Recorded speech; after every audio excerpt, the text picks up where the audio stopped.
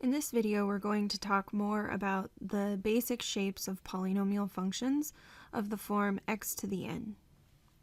Let's take a look at a few different ones.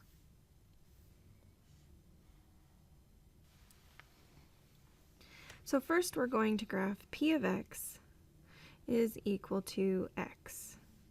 This is a diagonal line, kind of like y equals mx plus b, that crosses the origin because there's no y-intercept other than 0.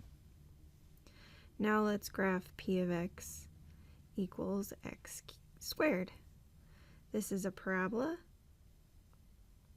that opens upwards. Now graph p of x equals x to the third, or x cubed. This kind of looks a little bit like a bent paper clip. It flattens out just for a split instant, just barely at the origin, and then it curves back up and it curves downward on the left. Now graph p of x equals x to the fourth. Well, this opens upward as well, but it's just a little bit flatter shape about the origin. If you graph this in your calculator, you can see exactly what I mean. And then lastly, let's graph p of x equals x to the fifth. This one does similar to x to the third, but it flattens out a little more before it crosses the x-axis. The question is, what similarities and differences do you see in each one of these graphs?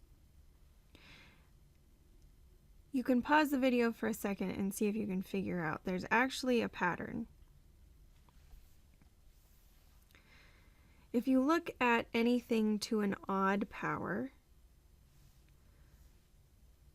so 1, 3, and 5, you'll see that the graph drops or crosses through the x-axis. And so part of it is above the x-axis and part of it is below. Part of the polynomial is below the x-axis. And for the even degree polynomials, they always stay above the x-axis. They don't cross. I like to say that they bounce. So at an intersection with the x-axis, they don't cross the x-axis, they bounce. So you could say here, even degree polynomials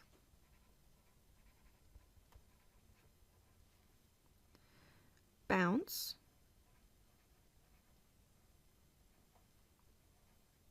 at the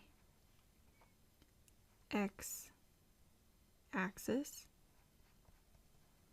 and I'm going to put bounce in quotation marks. It goes down to it and then it goes back up again, kind of like a ball bouncing. The odd degree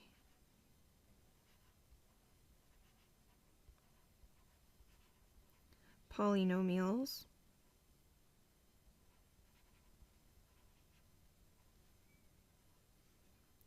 cross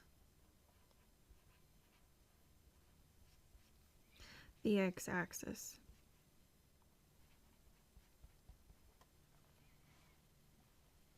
And this is going to be very critical moving forward because we want to know what the behavior is at each one of the x-intercepts. You've also heard this called zeros or roots of a polynomial. So this is just an introduction to that behavior.